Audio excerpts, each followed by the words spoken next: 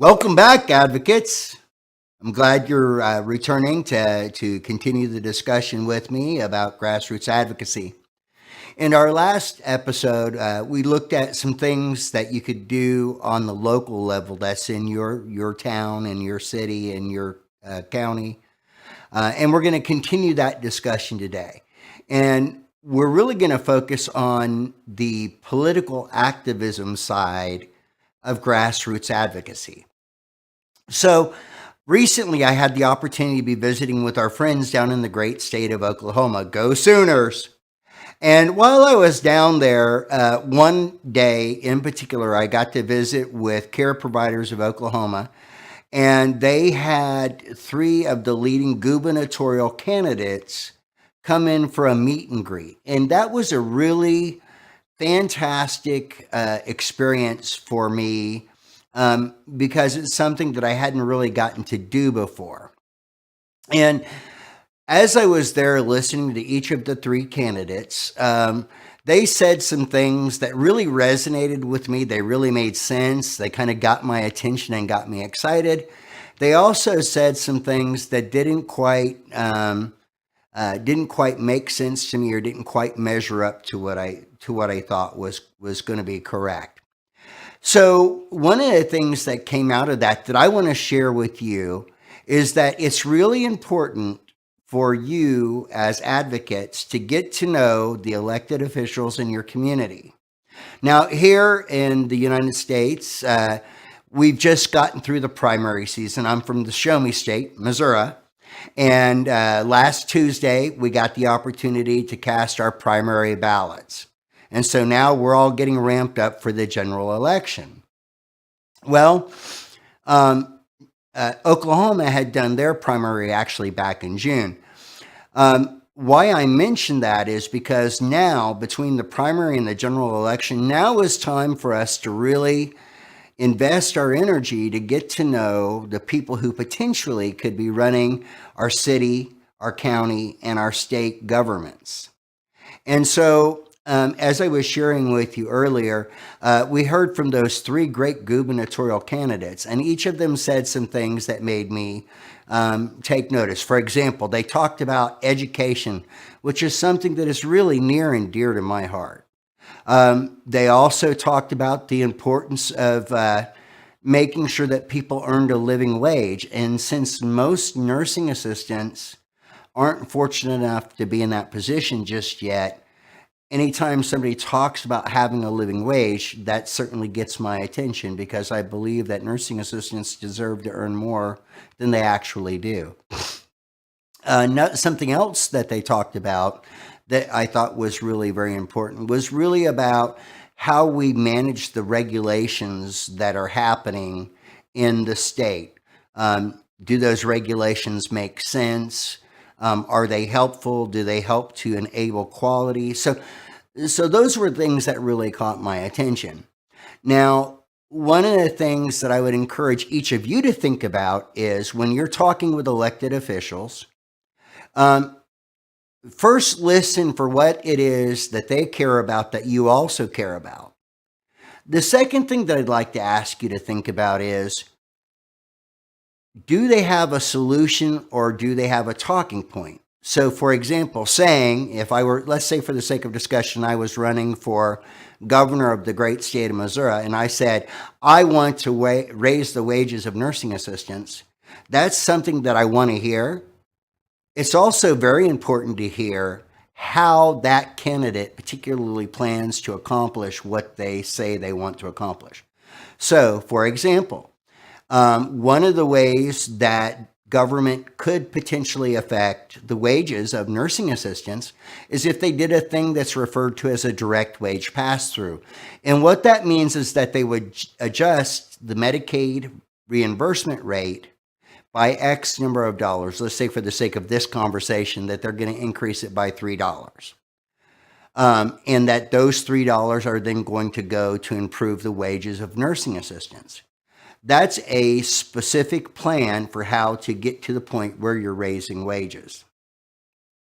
So to just simply say, I want to raise wages is a nice thing to hear, but if there's no meat on the bone, if there's no how I'm going to do it, we might want to be mindful about that and do a little more research, or at least say, hey, I'm really glad that you want to raise wages of nursing assistants. I'm very excited about that.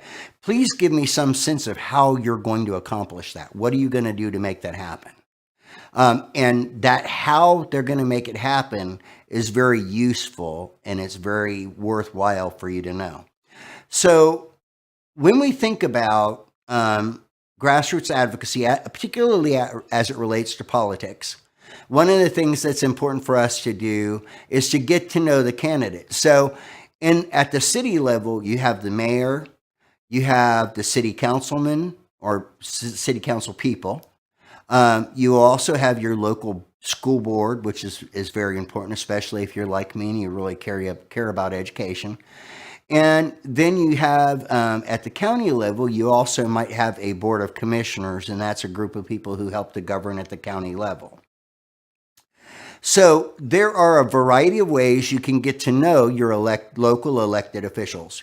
The first way that you can get to know them is by attending.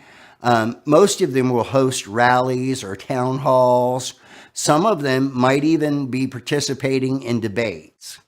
And so it's really good for you to get out there and listen to what that person has to say when it comes to how they plan to govern in those various positions.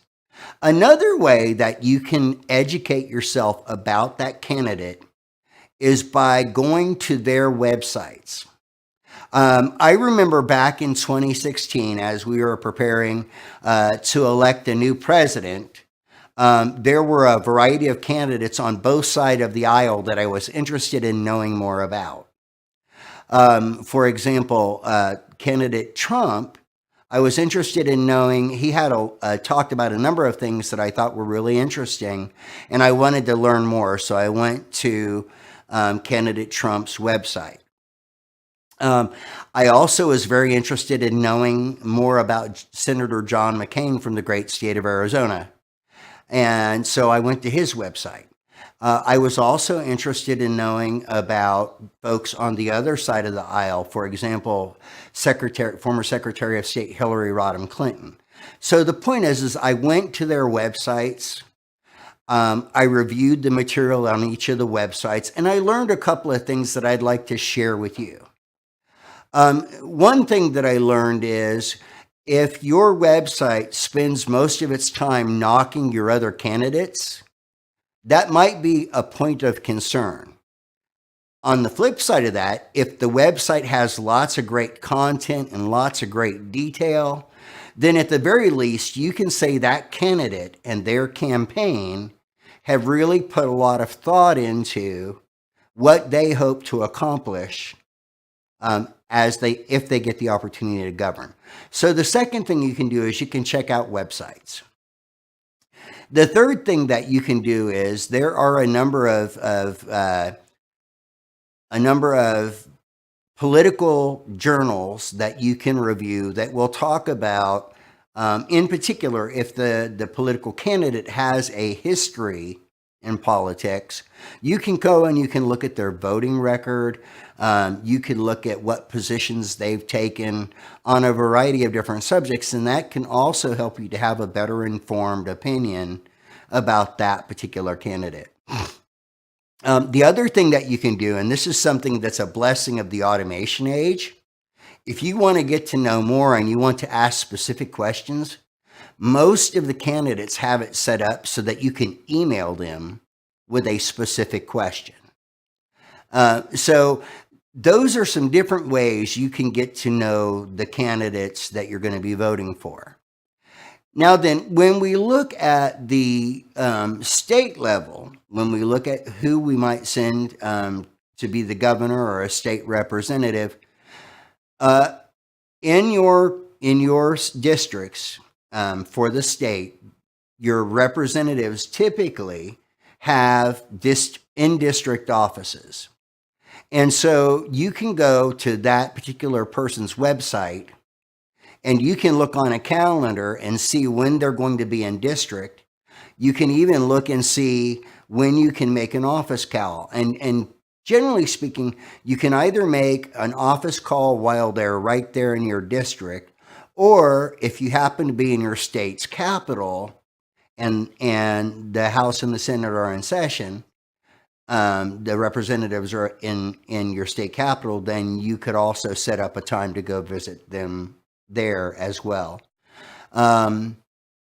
For example, the last time I had the opportunity to be in Washington, D.C., one of the things I did was I sent a request to visit with Senator Blunt, Senator McCaskill, and Representative Long, because those are three folks from the great state of Missouri.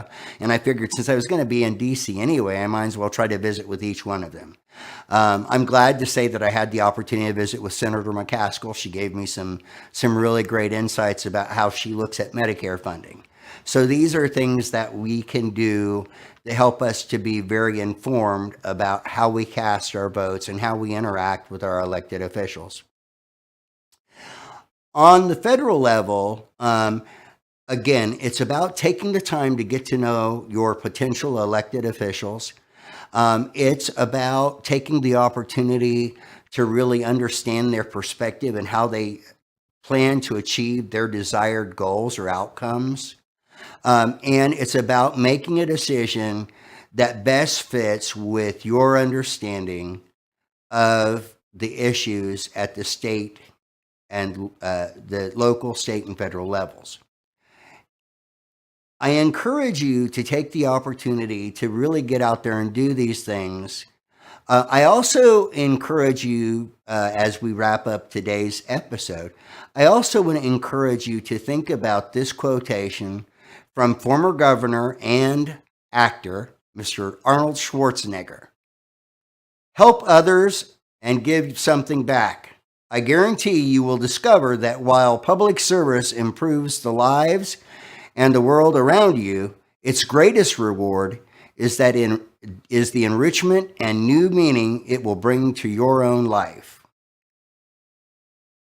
It is really exciting when we encounter elected officials who look at their public service in this way.